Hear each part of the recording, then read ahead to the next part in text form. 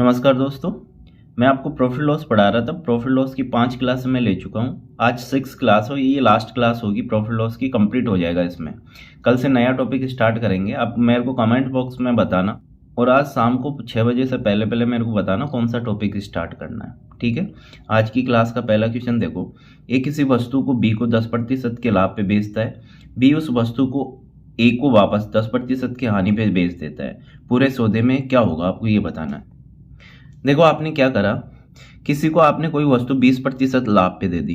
कोई एग्जाम्पल मान रहा हूं मैं, 100 रुपये की चीज़ थी, किसी भाई साहब को आपने 20% लाभ पे दी, तो कितने में दोगे? 120 में।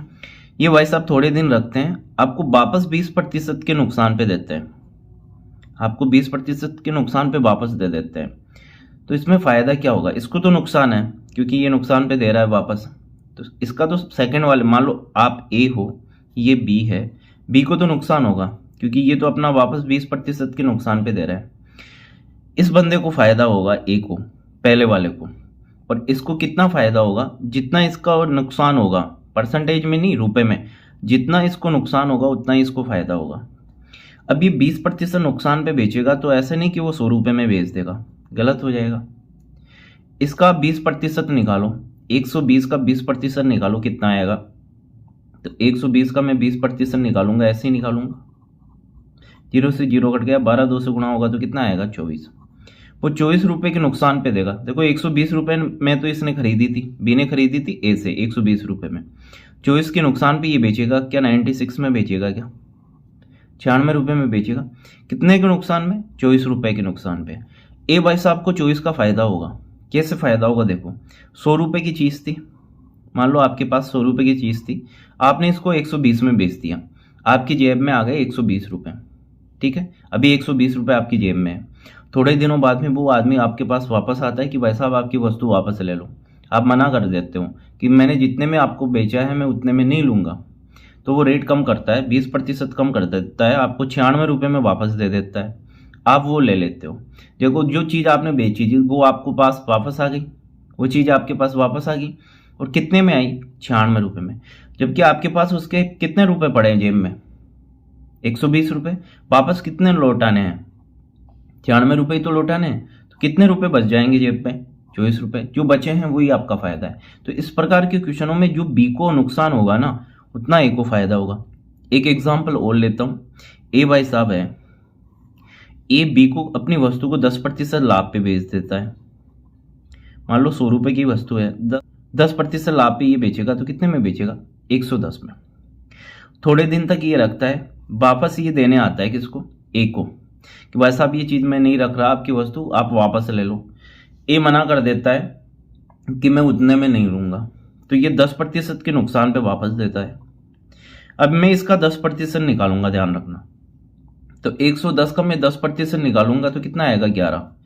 वो 11 रुपये के नुकसान पे वापस एक को देता है, तो 110 में मैं 11 घटा दूंगा तो कितना आएगा?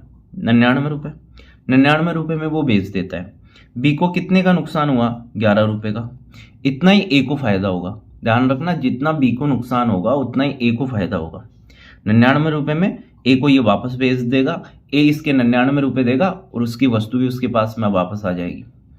ए के पास देखो टोटल थे 110 रुपये बेचने के बाद जेब में, जब वस्तु वापस आई 99 रुपये उसको देने पड़े।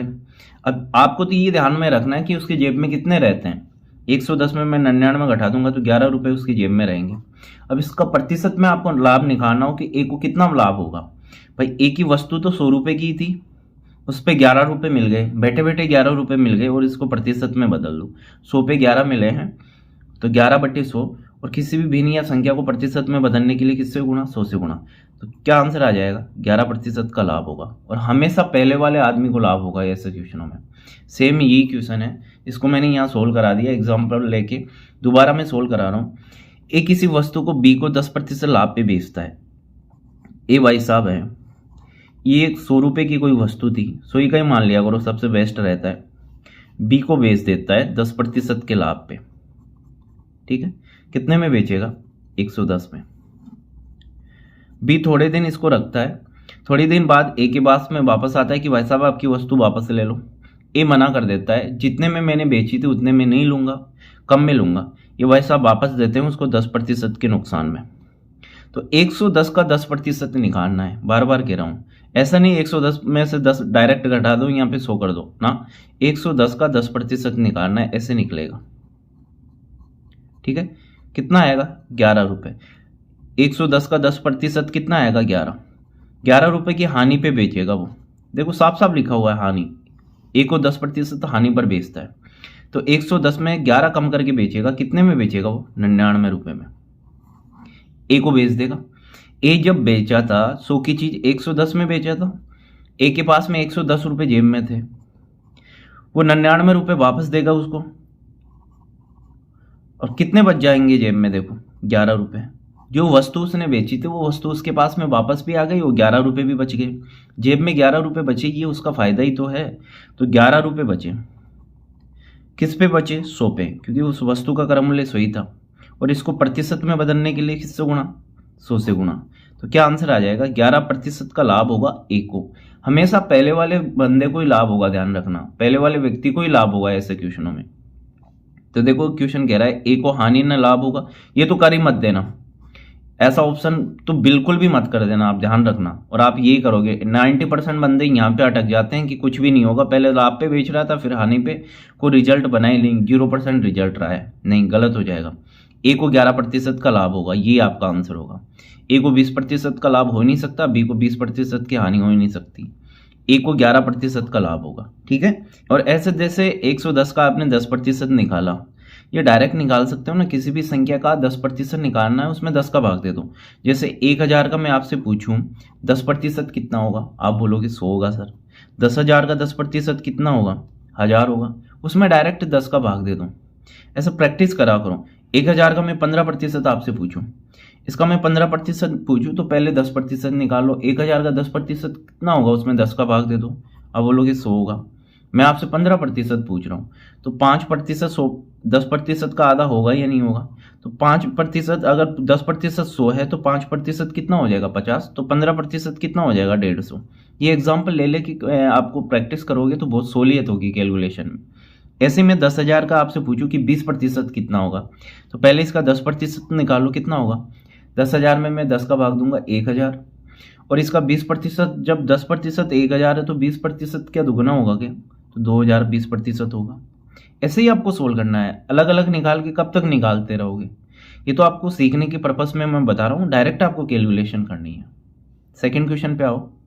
ए के पास 10,000 मूल्य वाली एक वस्तु थी, उसने उस वस्तु के मूल्य के आधार पर उसे बी को 10% लाभ पे बेच दिया। बी ने वापस ए को ही उस वस्तु को 10% हानि पे बेचा। इस सौदे में ए को कुल कितनी कमाई होगी, ए का ही लाभ होगा, ध्यान रखना। और कितना लाभ होगा, जितना बी का नुकसान होगा रुपए में उतना ए का लाभ होगा, दिमाग में बैठा लो ये। देखो 10,000 की कोई वस्तु थी, ठीक है, ये बी को बेच दिया ए ने, कितने प्रतिशत लाभ पे, 10% लाभ पे। तो 10,000 का मैं 10% निकालूंगा, 1,000 आएगा या नहीं आएगा, 1,000 के लाभ पे बेचेगा ये, 1,000 के प्रॉफिट पे बेचेगा, किसको, बी को। 10,000 की चीज 1,000 के प्रॉफिट पे आप बी को बेचोगे, कितने में बेचोगे, 11,000 में बेचोगे। बी ने 11,000 में खरीद ली। बी थोड़े दिन रखता है, बी वापस ए के पास जाता है कि भाई साहब आपकी ये वस्तु ले लो आप। ए मना कर देता है कि मैं नहीं लूंगा, इस जितने में बेचा है उतने में तो नहीं लूंगा, तो ये कम में बेचता है, इसको 10% के नुकसान पे बेचता है, किसको, ए को वापस। तो इसका 10% निकालूंगा, 11,000 का 10% निकालना है, 10 का भाग दे दो डायरेक्ट, तो कितना आएगा 1100। ये 1100 के नुकसान पे वापस बेचेगा, किसको, ए को। तो 11,000 में से 1100 घटाओ, अब घटाने में भी आप मिस्टेक कर दोगे, तो 11,000 में से पहले 1000 ही घटा लो, कितना आएगा 10,000, 100 और घटा दो, 9,900, इतने में बेचा। देखो जब ए ने वस्तु बेची उसके पास जेब में कितने रुपए आ गए थे, 11,000। वापस वस्तु उसके पास में आ रही है, वापस वो खरीद रहा है, 11,000 में से उसको कितने देने हैं वापस, 9,900। जब ए ने बी को वस्तु बेची तो ए की जेब में कितने रुपए थे, 11,000। 11,000 थे ना ए के पास, बी को जब बेचा था। अब वस्तु वापस आ रही है ए के पास, कितने में खरीद रहा है वो, 9,900 में खरीद रहा है, तो उसको 9,900 वापस देगा। तो कितने रुपए बचेंगे, अगर इसमें से मैं 9,900 घटा दूं तो 1,100 रुपये तो बचेंगे उसकी जेब में, ए की जेब में। ये 1100 रुपये जो बचे वही तो उसका फायदा है, ए का वही तो फायदा है। और मैं ये बता रहा हूँ जितना बी को नुकसान होगा उतना ही ए को फायदा होगा। क्वेश्चन को पूरा करने की जरूरत नहीं है। यहाँ पे कितना नुकसान हो रहा है बी को, 1100 रुपये का। 100% ए को 1100 का फायदा होगा। कौन सा ऑप्शन दिख रहा है, सी ऑप्शन। ए 1100 रुपये की कमाई कर लेगा इसमें, ठीक है। अगले क्वेश्चन पे चलो, आपको ऐसे ही करना है। 1,50,000 मूल्य वाली एक कार एक्स द्वारा वाई को 5% लाभ पे बेची गई। वाई ने एक्स को वापस वही कार 2% के हानि पे बेच दी। पूरे सौदे में क्या होगा? एक्स को ही फायदा होगा, पहले वाले व्यक्ति को ही फायदा होगा, ध्यान रखना। वाई को तो हमेशा नुकसान हो रहा है। वाई को तो देखो साफ साफ लिखा हुआ है, वाई को 5% लाभ पे बेची, वाई ने वापस एक्स को 2% हानि पे बेच दी, तो वाई को तो लाभ हो ही नहीं सकता। एक्स वाई साहब है, 1,50,000 की कार थी। जो चीजें बताता हूं उसको ध्यान से समझा करो। इसको 5% लाभ पे बेचेगा एक्स, किसको? वाई को। तो कितने में बेचेगा? 1,50,000 का 5% बताओ कितना होगा? अलग से मत निकालो, सोचो, माइंड कैलकुलेशन करो। किसी भी संख्या का 10% निकालना है, उसमें 10 का भाग दे दो। 1,50,000 का 10% कितना होगा? 15,000। तो 5% 15,000 का आधा होगा क्या? 7,500 के प्रॉफिट में इसको बेचेगा। निकाल सकते हो अलग से चेक करने के लिए कि आपका सही है क्या है ये। 1,50,000 का 5% ऐसे निकालोगे आप। 2 जीरो से 2 जीरो, 1500 5 से गुणा होगा तो 7500। 1,50,000 है, 50,000 में आप 7,500 ऐड कर दो। ऐसा पूरा पढ़ने की बजाय यही पढ़ा करो कि 1,50,000 है, इसकी जगह मान लो कि 50,000 है। 50,000 में मैं 7,500 ऐड करूंगा तो 57,500। 1 लाख पहले है ही, तो 1,57,500 में आपने उसको बेच दी। एक्स ने वाई को बेच दिया। वाई थोड़े दिन चलाता है उसको, एक्स के पास वापस लेके आता है कि भाई साहब ये कार वापस ले लो, मेरे को रास नहीं आ रही। एक्स मना कर देता है कि मैं नहीं लूंगा। क्या कंडीशन क्या है उसके लेने की? मैं कम में लूंगा। तो वो 2% की हानि पे लेता है। 1,57,500 में वाई ने खरीदी थी, 2% के नुकसान पे बेचेगा। जितना भी है उसको हानि होगी, किसको? वाई को। उतना क्या होगा? एक्स को लाभ होगा। तो ये वैल्यू निकाल लो, ये नुकसान की आएगी वाई की, और उतना ही क्या होगा? एक्स को लाभ होगा। तो 1,57,500 का 2% निकाल लो, ऐसे निकालोगे। देखो 2 जीरो से 2 जीरो कैंसिल हो गया। 5 2 से गुणा होगा तो कितना आएगा? 10। 7 दूनी 14 और 1 15, केरी 1 कराए, 15 दूना 30 और 1 31। 3,150 रुपए की हानि पे बेचेगा। कौन? वाई एक्स को। तो 3,150 रुपए की हानि पे बेचेगा। क्या एक्स को 3,150 का फायदा होगा क्या? जितना वाई को नुकसान होगा उतना एक्स को फायदा है। तो कौन सा ऑप्शन दिख रहा है आपको? C option. आराम से मैंने समझाया है, आराम से ये चीजें आपके समझ में आई है। और ऐसे क्वेश्चन देखना कितनी बार रिपीट हुए हैं ये एग्जाम में, बहुत ही बेसिक से मैंने आपको समझाया है। एक व्यक्ति के पास 100 kg चीनी थी, जिसका कुछ भाग उसने 7% लाभ पे तथा बाकी 17% लाभ पर बेचा। ऐसा करने से उसे संपूर्ण पे 10% लाभ हुआ। 7% लाभ पर उसने कितनी चीनी बेची? देखो टोटल आपके पास 100 kg है, उसके 2 भाग कर लेते हो आप, है ना, अलग अलग कस्टमर को देते हो। एक पे आपने 7% का प्रॉफिट कमाया और एक पे 17% का। जो 2 अलग अलग भाग करा है उसका बता रहा हूँ। और टोटल पे आप कैलकुलेशन लगाते हो कि पूरे पे कितना प्रतिशत हुआ, संपूर्ण पे 100 kg पे 10% का लाभ हुआ। ये मिश्रण का क्वेश्चन है। मिश्रण अलग से एक टॉपिक होता है, उसको मैं कंप्लीट कराऊंगा अलग से। बट ये लाभ हानि में भी इसके क्वेश्चन है, तो मेरे को टॉपिक के साथ इसके कराने पड़ेंगे। आपको देखना है, अच्छे से समझना है, कॉन्सेप्ट आपको आराम से समझ में आएगा। और मिश्रण टॉपिक जब पढ़ोगे उसमें और क्लियर हो जाएंगे। देखो एक ही चीज के 2 भाग करता है वो, 100 kg चीनी है टोटल, उसके 2 पार्ट करती है, 2 भाग करती है, फर्स्ट और सेकेंड। पहले भाग को 7% लाभ पे बेचता है, ठीक है। दूसरे को बेचता है 17% के लाभ पे, प्लस इसलिए लगा रहा हूं कि लाभ हुआ है। और संपूर्ण पे देखो, संपूर्ण 100 kg पे उसको कितना लाभ होता है? 10% का लाभ होता है संपूर्ण पे। वो वैल्यू आएगी यहाँ पे बीच में, दोनों की टोटल वैल्यू इन दोनों के बीच में आएगी। ये हो गया मिश्रण। और ऐसे तिरछा घटाना है, बड़ी में से छोटी संख्या। 10 में से 7 गया तो कितना बचेगा? 3। 17 में से 10 गया तो कितना बचेगा? 7। ये जो अनुपात आया, जो वैल्यू दे रखी है ना टोटल, उनका आएगा। टोटल किसकी दे रखी है आपको? 100 kg मात्राओं की दे रखी है। तो पहले भाग की मात्रा कितनी है? 7। दूसरे भाग की मात्रा कितनी है? 3। आराम से मैं समझा रहा हूं, इसको समझना कॉन्सेप्ट को। ये मिश्रण है, देखो एक ही चीज के 2 भाग करेगा, चीनी थी, टोटल 100 kg, उसको 2 भागों में आपने डिवाइड कर लिया, 2 भाग बना लिए। एक को 7% लाभ पे बेच रहे हो, दूसरी को 17% लाभ पे बेच रहे हो। टोटल पे आप देख रहे हो कि आपको 10% का लाभ हुआ है। ये वैल्यू जो टोटल की वैल्यू आएगी, 1 से बड़ी होगी, 1 से छोटी होगी। देखो 7 से तो ये बड़ी है और 17 से ये छोटी है। बिल्कुल रूल है मिश्रण का, तभी मिश्रण लगेगा। ये वैल्यू 1 से बड़ी होगी, दूसरी से छोटी होगी और समान पोजीशन में ये चलेंगे। कैसे? जैसे क्वेश्चन परसेंटेज में चल रहा है, ये तीनों चीज़ें परसेंटेज में होगी तो परसेंटेज में होगी। तीनों क्रम मूल्य होगा, अगर तीनों का क्रम मूल्य दे रखा है तो क्रम मूल्य होगा, अगर तीनों का विक्रम मूल्य होगा तो विक्रम मूल्य होगा। यहाँ पे सिस्टम एक जैसा रहेगा। ऐसे नहीं ये परसेंटेज में टोटल वैल्यू रुपए में है या ये दोनों रुपए में ये परसेंटेज में है, ऐसा नहीं होगा। जैसे जैसे आगे क्वेश्चन करते चलोगे आपको कॉन्सेप्ट क्लियर होते जाएंगे मैं क्या बोल रहा हूँ।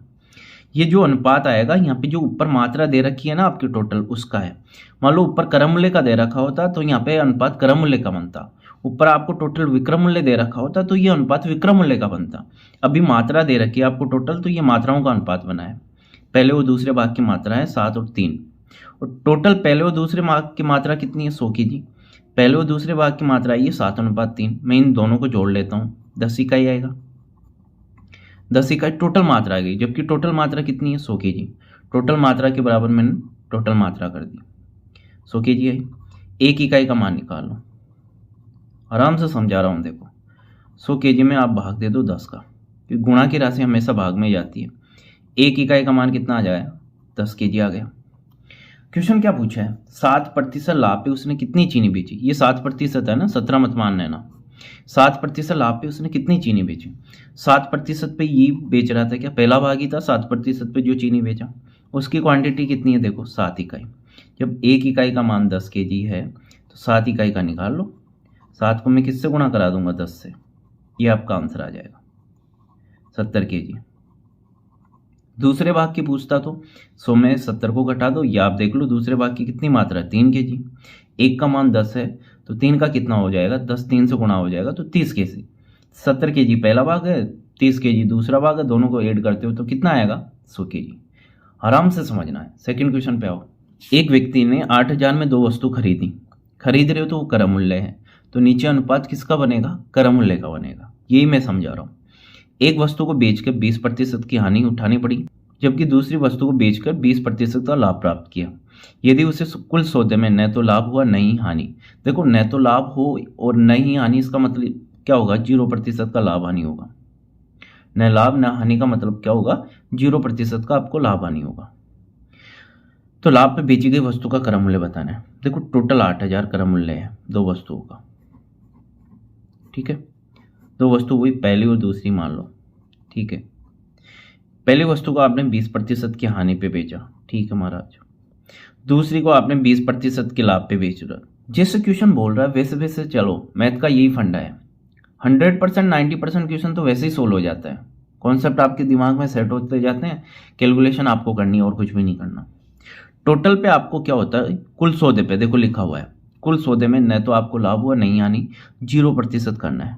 न लाभ न हानि का मतलब जहाँ थे वहीं हो, तिरछा घटाना है, बड़ी में से छोटी संख्या। अब देखो आप बोलोगे सब, आपने तो अभी थोड़ी देर पहले बोल रहे थे कि ये संख्या 1 से बड़ी होगी दूसरी से छोटी होगी बीच वाली। तो देखो 1 से बड़ी है ये, दोनों में से एक में बड़ी होगी दूसरी से छोटी होगी। कैसे? -20 से तो ये बड़ी है, -20 से तो 0 बड़ा होता है भाई, और 20 से ये छोटा है, +20 से। अब कौन सी से बड़ा होगा कौन सी से छोटा होगा ये आप नहीं, सर इस वाली से छोटा होगा क्या? ना, कोई सी दोनों में से एक वैल्यू से ये बड़ा होगा, दूसरी से ये छोटा होगा। तो -20 से तो ये बड़ा है 0, और +20 से ये छोटा है, तो ये 20 ही आएगा। इसको ऐसे घटाऊंगा ये भी 20 ही आएगा। 0 मत कर देना, 0 किसी संख्या में से घटाते हो वही संख्या मिलती है आपको। 20 से 20 कट गया, क्या अनुपात आ गया? 1:1। ये किसका अनुपात आएगा? ये आएगा क्रम मूल्य का, क्योंकि आपको कुल क्रम मूल्य दे रखा है। कुल क्रम मूल्य दे रखा है दोनों वस्तुओं का। दोनों वस्तुओं का 1:1 में बांट दिया। कहने का मतलब 1:1 में किसी चीज को बांटते हो आप। आपके 2 बच्चे हैं, आपके 2 बच्चे हैं, 5000 रुपये उनको बराबर बांटते हो। 1:1 का मतलब बराबर, तो कितने कितने रुपए दोगे? 2500 रुपये। अब 8000 है, इनको 1:1 में बांटना है, तो 4000 इस भाई साहब को मिलेंगे और 4000 इस भाई साहब को मिलेंगे। क्रय मूल्य दोनों का बराबर होगा। आप बोलोगे नहीं साहब मेरे को तो सोल्व करना है, सोल्व कर लो। दोनों का टोटल क्रय मूल्य कितना, 2 इकाई, उसका मान कितना दे रखा है 8000। 1 इकाई का मान निकाल लो, गुणा की राशि हमेशा भाग में जाएगी, 8000 के बट्टे में जाएगा। 8000 के बट्टे में 2 गया, 8000 में मैं 2 का भाग दूंगा तो कितनी बार जाएगा, 4000 बार। 1 इकाई का मान 4000 आ गया। आपसे पूछा है लाभ पे बेची गई वस्तु का क्रय मूल्य आपको बताना है। लाभ पे ये वस्तु बेची गई है दूसरी का क्रय मूल्य कितना है 1 इकाई, और 1 इकाई का मान कितना है 4000। 4000 को मैं 1 से गुणा कराऊंगा तो 4000 ही आएगा। सी ऑप्शन आपका आंसर होगा। मोहन ने 18,000 में 2 पुराने स्कूटर खरीदे। एक को 25% लाभ तथा दूसरे को 20% हानि पे बेचने से उसे कुल मिलाकर न तो लाभ हुआ न ही हानि, वो 0 आएगा बीच में। हानि पे बेचे गए स्कूटर का क्रय मूल्य आपको बताना है। टोटल 18,000 में 2 स्कूटर खरीद रहे हो तो किसका टोटल क्या दे रखा है आपको, क्रय मूल्य। तो अनुपात किसका आएगा, क्रय मूल्य का। देखो मैं आपको आराम से समझा रहा हूँ। कुल क्रय मूल्य आपको दे रखा है 18,000, तो क्रय मूल्य का ही अनुपात आएगा। इतना बेसिक से कोई भी नहीं बताएगा आपको। 2 स्कूटर है, पहला और दूसरा, ठीक है। एक को 25% लाभ पे बेचता है, ठीक है साहब। दूसरे को आप 20% हानि पे बेचते हो, और कुल मिला के क्या होता है आपको 0% का लाभ हानि होता है बेचने पे। न लाभ हो न हानि का मतलब 0 होगा। इसको यूं घटा लो, 25 आएगा, यूं घटा लो ये 20 आएगा। अब सोल्व कर लो 5 के पाड़े से, 5 को 20, 5 25। दोनों क्रय मूल्य का अनुपात भी पूछ सकता है, तो 4:5। क्वेश्चन यही खत्म हो जाता है आपका। पूछ सकता है अनुपात भी, कोई बड़ी बात नहीं है। पहले क्रय मूल्य और दूसरे क्रय मूल्य में अनुपात क्या आएगा, देखो ये 4 आया ना, 5 का भाग दूंगा तो 20 में 4 और ये 5। टोटल क्रय मूल्य क्या कितना है दोनों का, 4 और 5 कितना 9। टोटल क्यों कर रहा हूं मैं, क्योंकि आपको टोटल दे रखा है। 9 इकाई का मान कितना है 18,000। 1 इकाई का मान निकालो, 18,000 बट्टे 9। 18 में मैं 9 का भाग दूंगा तो 2 बार जाएगा, 3 जीरो पीछे पड़ा है। 1 इकाई का मान कितना आ गया 2000। आपसे ये पूछा कि हानि पे जो स्कूटर बेचा गया है उसका क्रय मूल्य बताओ। हानि पे कौन सा स्कूटर बेचा गया, देखो दूसरा 20% के नुकसान पे, इसका क्रय मूल्य कितना है 5 इकाई। 1 इकाई का मान कितना है 2000, तो 5 इकाई का बताओ। 5 को मैं किससे गुणा कराऊंगा 2000 से, तो कितना आ जाएगा 10,000। देखो कितना आसान तरीके से मैं आपको बता रहा हूं, ऐसे ही आपको सोल्व करना है क्वेश्चन। देखो इसमें कई टाइप के बनेंगे। ये पहला आपसे क्रय मूल्य पूछ सकता है, दूसरे स्कूटर का क्रय मूल्य पूछ सकता है, या दोनों क्रय मूल्य का अनुपात पूछ सकता है। तो क्रय मूल्य का अनुपात पूछेगा तो 4:5। क्वेश्चन यही खत्म हो गया। अगला क्वेश्चन ऐसा ही है आपका, उसमें थोड़ा सा चेंज कर रखा है। क्या कर रखा है, इन दोनों का तो दे देगा क्रय मूल्य और इसका टोटल दे रखा है विक्रय मूल्य। तो इसको पहले हम क्रय मूल्य बनाएंगे, क्योंकि सिस्टम एक जैसा करना है। ये भी क्रय मूल्य, ये भी क्रय मूल्य, ये भी क्रय मूल्य। क्वेश्चन को देखो, पढ़ो एक बार क्वेश्चन। 320 रुपये प्रति केजी मूल्य वाली दार्जिलिंग चाय को 250 रुपये प्रति केजी मूल्य वाली आसाम की चाय के साथ किस अनुपात में, अनुपात पूछा है, किस अनुपात में मिश्रित किया जाए ताकि मिश्रण को 324 रुपये प्रति केजी के भाव से बेचने पर 20% का लाभ। समझना, 2 टाइप की आप चाय लेके आए। दार्जिलिंग से चाय लेके आप 320 रुपये पर केजी ला रहे हो तो वो क्रय मूल्य है। आसाम की चाय 250 रुपये पर केजी। 2 टाइप की चाय है, तो दार्जिलिंग और एक आसाम। दार्जिलिंग की लेके आए हो आप 320 की, आसाम की लेके आए हो 250 की। दोनों को आपने एक जगह मिक्स कर दिया, मिक्सर बना दिया, उसको आप बेच रहे हो। ये तो क्रय मूल्य, ये क्रय मूल्य, बीच में 324 मत रख देना, ध्यान रखना, ये गलती कर दोगे आप। जब दोनों को मिक्स कर रहे हो, क्वेश्चन ये पूछ रहा है किस अनुपात में आप मिक्स कर रहे हो। भाई खरीद के लेके आए हो 320 में, दूसरी को लेके आए हो 250 में। अब मिक्स करोगे तो यहाँ पे 324 नहीं आएगा, क्योंकि ये विक्रय मूल्य का है। 324 रुपये पर केजी के भाव से बेचने पर ये विक्रय मूल्य दे रखा है आपको, ये विक्रय मूल्य दे रखा है 324। तो इससे क्रय मूल्य निकालो। देखो विक्रय मूल्य 324 है, लाभ आपको हो रहा है 20%, तो क्रय मूल्य निकाल सकते हो क्या। पहली क्लास का पहला ही क्वेश्चन है, विक्रय मूल्य 324 है, आपको लाभ होता है 20% का। क्रय मूल्य मैं आपसे पूछता हूँ, किसी वस्तु का विक्रय मूल्य 324, 20% लाभ, इसका क्रय मूल्य बताओ। हर वस्तु का क्रय मूल्य 100 होता है। इसको मैं 20% के लाभ पे बेचूंगा तो क्या 120 इकाई में बेचूंगा क्या, 120 इकाई विक्रय मूल्य आएगा। और विक्रम मूल्य इसका कितना दे रखा है 324। इस क्वेश्चन को भूल जाना 2 मिनट। मान लो क्वेश्चन यही है, एक इकाई का मान निकालो, जो भी आए उसको 100 से गुणा करा दो, वो आपका क्रम मूल्य आ जाएगा 324/120।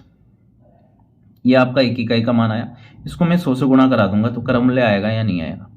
0 से 0 कट गया, 12 का भाग दे दो 324 में, 8 दूना 24, 2 बार गया, बच गया कितना 8, 8284।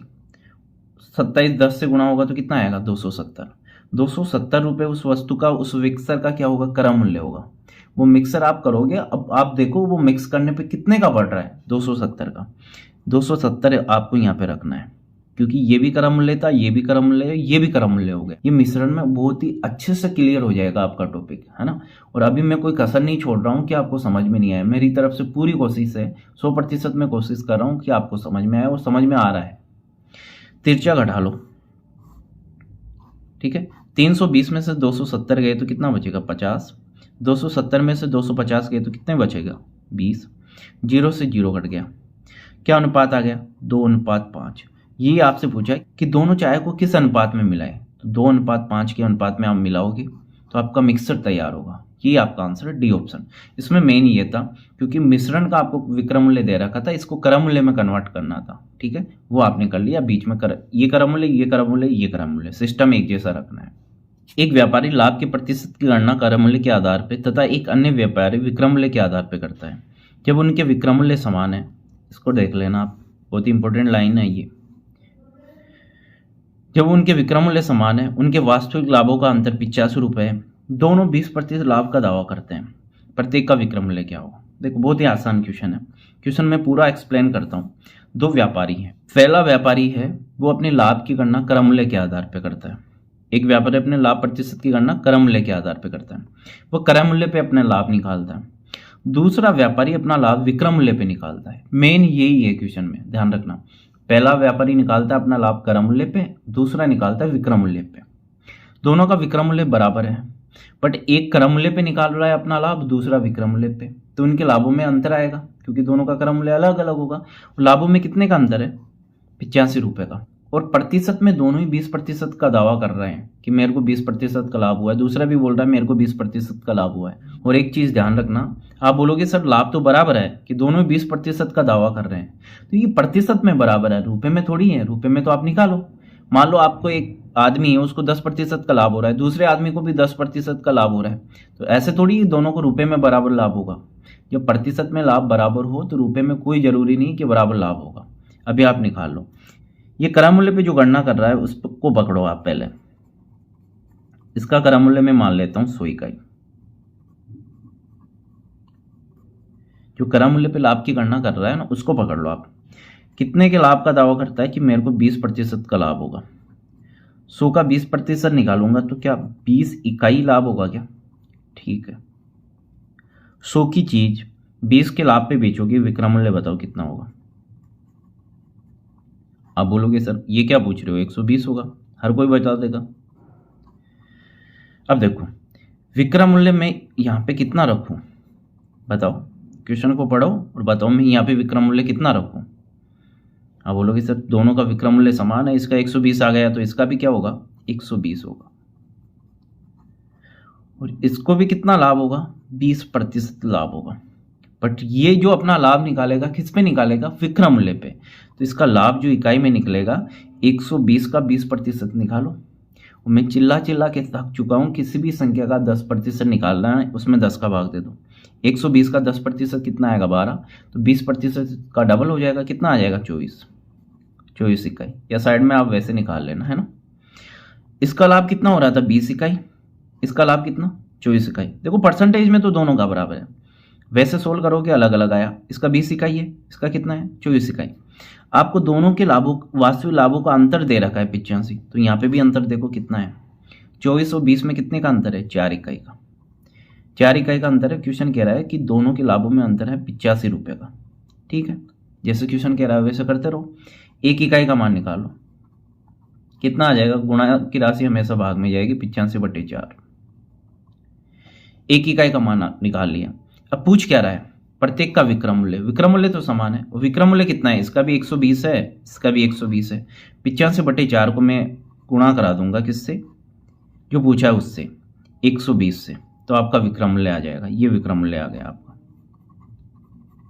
देखो कितना आराम से मैं समझा रहा हूँ, प्रैक्टिस करते चलो, 100% मेरे गारंटी आपको मैथ आएगी।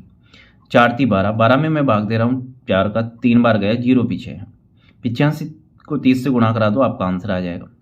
देखो 5 × 15, हासिल 1, 8 × 24 और 1 25 और 0 पीछे पड़ा है।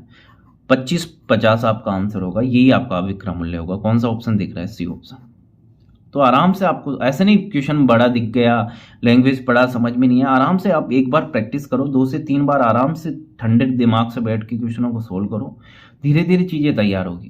देखो एक तो आपका बेसिक कमजोर है, जिस स्टूडेंट को भी मैथ कम आती है वो ये मान के चले कि मैं धीरे धीरे ये चीज़ें तैयार करूंगा, 100% मेरी तैयार होगी। रेगुलर आपको रहना पड़ेगा। ऐसे नहीं है कि मैं कोई जादू की छड़ी घुमा दूं कि ये लो आपको तो 2 मिनट में पूरी मैथ आ गई, ऐसा भी नहीं होगा। मेहनत मेरे साथ साथ आपको करनी पड़ेगी। आप जितनी मेहनत करोगे उसकी 3 गुना ज़्यादा मेहनत मैं करूंगा आपके लिए। ठीक है, आज की क्लास का लास्ट क्वेश्चन है, प्रॉफिट लॉस अपना कंप्लीट हो गया है। शाम को मेरे को 6 बजे तक बता देना आज की कौन सा टॉपिक स्टार्ट करना है। कमेंट बॉक्स में लिखना कि सर ये टॉपिक स्टार्ट करो, मैं वही स्टार्ट करूंगा। एक व्यक्ति ने 2 वस्तुएं प्रति 5000 की दर से बेची, उसमें न तो कोई लाभ हुआ न ही हानि। इसका मतलब क्या हुआ? जितने में खरीदी ना उतने में बेचे हो, तभी तो आपको न लाभ न हानि। जैसे मान लो 100 रुपये की कोई चीज़ खरीदते, 100 रुपये क्रय मूल्य होता आपका, और 100 ही आपका विक्रय मूल्य होता, तो क्या होता? न तो आपको लाभ होता नहीं हानि। जैसे 500 रुपये में कोई चीज़ खरीद के 500 में ही आप बेच देते, तो आपको न तो लाभ होता नहीं हानि। वैसा ही क्वेश्चन है, 2 वस्तु प्रति वस्तु 5000 की दर से बेचते हो, एक वस्तु 5000 की दर से बेचते हो, टोटल कितने बेच रहे हो आप? 2, तो कुल विक्रय मूल्य कितना हो जाएगा? कुल विक्रय मूल्य आप बोलोगे 5 × 5 10,000 रुपये। ठीक है, तो कुल क्रय मूल्य भी 10,000 होगा क्या? तभी तो न लाभ न हानि होगा। देखो 500 क्रय मूल्य, 500 विक्रय मूल्य, 100 क्रय मूल्य, 100 ही विक्रय मूल्य। जब न लाभ न हानि हो तो दोनों ही बराबर हो। आगे क्या कह रहा है? यदि वही व्यक्ति एक वस्तु को 25% लाभ पे बेचे। देखो न लाभ न हानि का मतलब ये नहीं कि दोनों को हानि पे बेचेगा या दोनों को ही लाभ को बेचेगा। इसमें टोटल क्रय मूल्य आपका 10,000 आया है, टोटल विक्रय मूल्य भी 10,000 आया है। तो उसने क्या करा, एक वस्तु तो प्रॉफिट पे चली गई आपकी, दूसरी लॉस पे चली गई, कुल मिला के आपको न तो लाभ हुआ नहीं हानि। पहली वस्तु को उसने 25% का लाभ कमा लिया, तो दूसरी नुकसान पे जानी है। कितने नुकसान पे बेची वो आपको निकालनी है। ऐसे नहीं सर पहले को 25% लाभ पे बेच दिया तो दूसरी को 25% नुकसान पे बेचेगा वो ना, ऐसा नहीं है। दोनों का विक्रय मूल्य 5-5 हजार है, क्रय मूल्य तो अलग अलग होगा। तो देखो आराम से समझ में आएगा। अभी मैं क्या बोल रहा हूँ वो चीज़ आपके समझ में नहीं आएगी, जैसे जैसे क्वेश्चन करेंगे आराम से समझ में आएगा। पहले का विक्रय मूल्य कितना है? 5,000 विक्रय मूल्य, ध्यान रखना क्वेश्चन में दिया हुआ है, प्रत्येक को 5,000 में बेचता है, तो इसका भी विक्रय मूल्य 5,000 है। दोनों का विक्रय मूल्य समान है ना, क्रय मूल्य समान नहीं है, टोटल क्रय मूल्य विक्रय मूल्य समान है। पहली को बेचता है कितने के लाभ पे? 25% के लाभ पे, तो इसका क्रय मूल्य निकाल लो। निकाल सकते हो या नहीं निकाल सकते हो? पहली क्लास का पहला क्वेश्चन, किसी वस्तु का विक्रय मूल्य 5,000 है, लाभ होता है 25%, तो इसका क्रय मूल्य निकालो। सबको भूल जाओ, अब ये क्वेश्चन है मान लो। क्रय मूल्य निकालूंगा, क्रय मूल्य किसी भी चीज का कितना होता है? 100 इकाई, इसका 100 इकाई है। 25 के लाभ पे किसी वस्तु को आप बेचोगे, कितने में बेचोगे? 125 इकाई में। और क्वेश्चन में उसका मान कितना दे रखा है? विक्रय मूल्य कितना दे रखा है? 5,000। 1 इकाई का मान निकालो, उसको 100 से गुणा करा दो, क्रय मूल्य आ जाएगा। 5,000 में मैं भाग दूंगा किसका? 125 का। क्रय मूल्य निकालना है, इसको 100 से गुणा करा दो, इस वस्तु का क्रय मूल्य आ जाएगा, पहली वस्तु का। 25 के बाड़े से काट दो, 25 चौके 100, 25 पंजे 125, 5 से 5 कट गया। यहाँ पे 1,000 है गुणा 4 है, तो कितना क्रय मूल्य आएगा इसका? 4,000। पहली वस्तु का क्रय मूल्य कितना आ गया? 4,000। तो एक चीज बताओ, क्या दूसरी वस्तु का क्रय मूल्य 6,000 आएगा क्या? आप बोलोगे अरे साहब ऐसे क्या पागल बना रहे हो, इसका 4,000 आ गया तो इसका 6,000 कैसे आएगा? देखो टोटल क्रय मूल्य आपका 10,000 है, दोनों वस्तुएं टोटल आपने 10,000 में खरीदी है, तो पहले आपने 4,000 में खरीद ली, तो क्या दूसरी 10,000 माइनस 4,000 मतलब 6,000 में खरीदोगे क्या? आराम से बता रहा हूँ, देखो हर चीज बहुत ही सरल तरीके से मैं आपको बता रहा हूँ। दूसरी वस्तु का क्रय मूल्य कितना आ गया? 6,000। अब आप 6,000 की चीज कितने में बेच रहे हो? 5,000 में। तो नुकसान होगा आपको कितने का, 1000 रुपये का। ये रुपए में भी पूछ सकता था, इसको प्रतिशत में बता लो। प्रतिशत में आप बताओगे, हानि होगा आपको 1000 रुपये का। किस पे, 5000 मत कर देना बट्टे में, क्रम मूल्य पे लाभ या हानि जो निकाला जाता है क्रम मूल्य पे निकाला जाता है। कितना क्रम मूल्य है दूसरी वस्तु का, 6000।